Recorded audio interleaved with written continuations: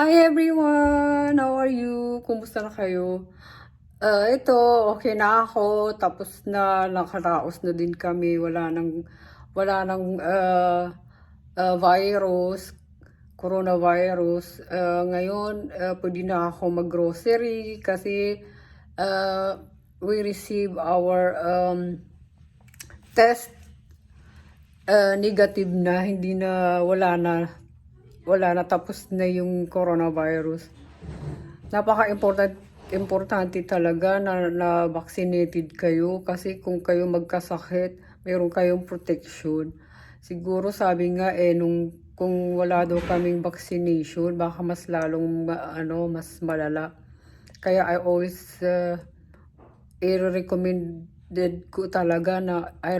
na kailangan talaga meron kayong vaccination para protection niyo sa sarili niyo. At wag kayong mag-i-invite sa bahay na hindi nyo tinatanong kasi mahirap na i-risk yung sarili nyo katulad ng nangyari sa amin. Kaya ngayon maghihigpit na talaga ako. Kailangan talaga bago ka mag-invite ng mga kaibigan, kailangan tatanungin mo kung okay ba ang pamilya nila, walang sakit. Kasi never risk anything kasi napakahirap talaga sa panahon ngayon. Lalo na may virus. Mahirap talaga magka-virus. Kaya lang, dahil nga nagkaroon na kami ng 3 vaccination, kaya hindi na masyadong mahirap. Kami tatlo nagkaroon ng virus. Yung anak ko, ako, saka yung asawa ko. Ako, 3 days akong nagstay sa bed. Tapos yung anak ko naman, 1 day lang nag-bed rest. Pero ang asawa ko ang pinakamagaling. Hindi talaga siya nag-bed rest. Ano lang sa kanya, ubo, saka sakit ng ulo. Yun lang yung sa kanya. Pero hindi siya nagkalagnat. Kaming dalawa lang ni Leonardo ang nagkalagnat. Kaya, never rescue family. Kaya ngayon, ayoko na talaga. I always have to make sure na bago mag-invite sa bahay, kailangan talaga na meron test. Kasi mahirap na talaga. Pero kung sa tutuusin, yung nagkasakit ako sa cancer dito sa ilong, mas grabe yun kung ikumpara mo sa virus. Sa coronavirus, talagang mas mahirap yun. Kaya nga para sa akin, parang hindi naman ako masyadong nahirapan dahil nga para sa akin, parang ano na lang yun, parang nuts. Nuts. Pero hindi talaga, it's not the joke. Mahirap din pag yung magka-virus ka, lalo na kung wala kang vaccination. Kasi yung tinitira niya talaga yung dibdib. Naramdaman ko yun, yung para kang may asthma. Ang feeling ko para ako may asthma, pero sa awa ng Panginoon, nakaya ko naman namin. Hindi naman masyadong nahirapan.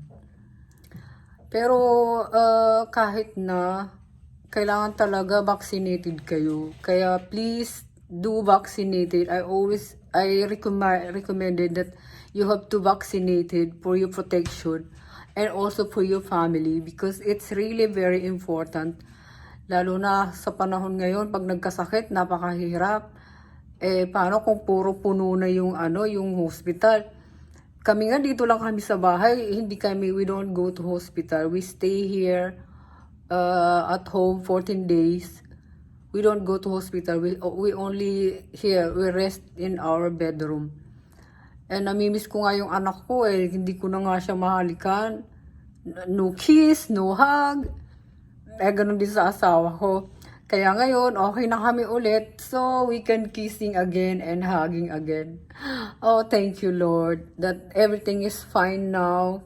Kaya please, mag-vaccine kayo. Please do vaccination because it's very important. It's really help for you when you have coronavirus.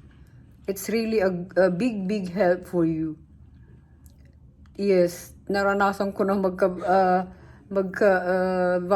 now. Pero dahil nga I was a cancer survivor, parang hindi na ako masyadong nahirapan dahil para sa akin napakahirap, walang papantay sa hirap na dinanas ko noong nagka-cancer ako. Kaya para sa akin, hindi ako masyadong nahirapan. Pero kahit na hindi ko sinasabing hindi mahirap ang coronavirus dahil marami nang namatay, di ba? Marami ng mga namatay sa sa coronavirus, lalo na yung mga may edad na. Mahirap talaga magkaroon kung ikaw ay hindi vaccinated. Napakahirap dahil ang dito, ang hinga mo, parang you have asthma. Yeah, ganun. Asthmatic din ako dati. Alam ko yung nararamdaman nung yung parang asthmatic. Asthmatic kasi ako since childhood. Nawala na, gumaling na rin naman siya, awa ng Panginoon. Yun lang gusto kong i-share sa inyo. I hope you watch this video for the my experience to have a coronavirus survivor. We are now survivor of coronavirus. And I hope everyone is okay and be safe. God bless everyone. Thank you. Bye.